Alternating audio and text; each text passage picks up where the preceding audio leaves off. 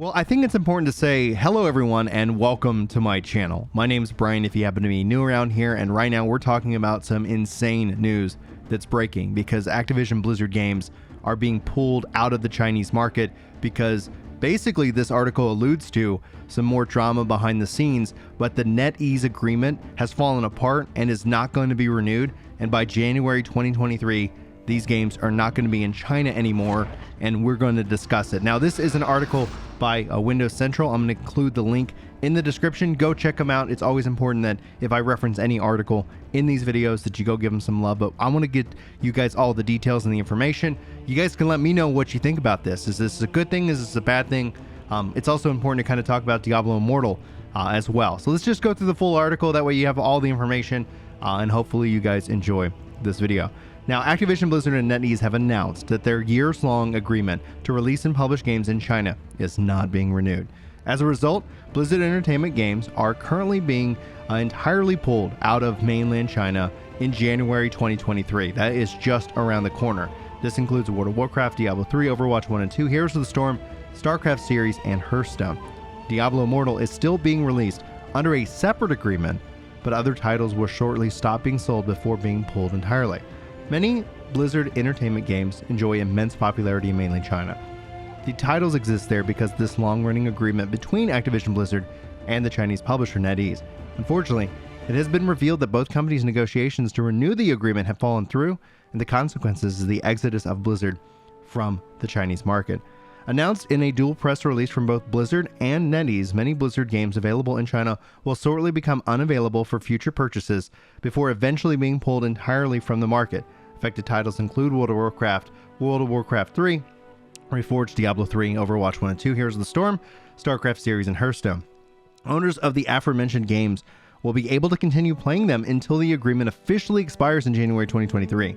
At that point, game services for these titles, which count for some of the best PC gaming available in China, will be suspended indefinitely, rendering the games non-functional. Blizzard Entertainment has promised that more details on how this will work are coming to the players in the future.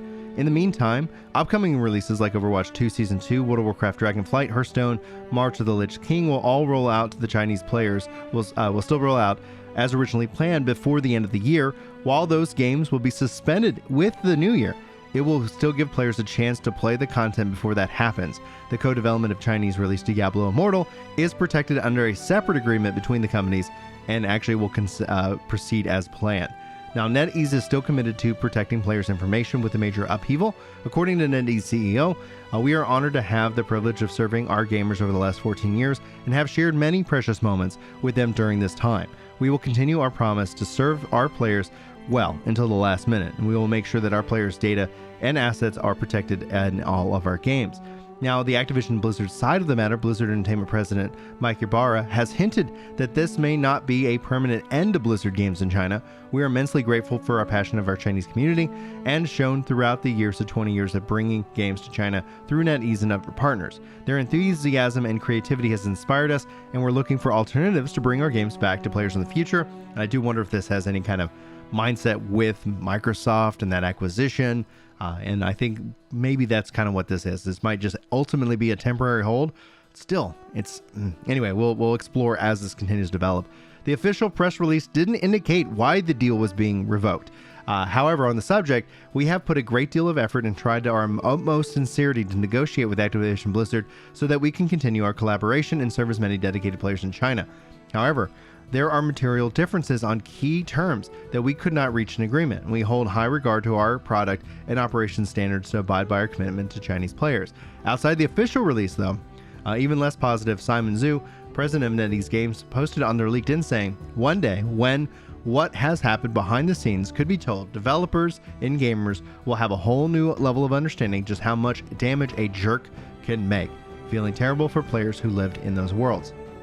It is not clear who Zhu is referring to when he says jerk, but many people have already speculated that the comment is about Activision Blizzard CEO Bobby Kotick. There are limited information available at the moment, but it is likely that behind the scenes paints a more complicated picture for why the working relationship between Blizzard and NetEase has fallen apart and stripped Chinese gamers of Blizzard Entertainment products. And that is essentially the story as it is right now. We know that China is a massive market And whether you like them or not, like that ends up being a whole different bag of chips when it comes to just global politics and all of this.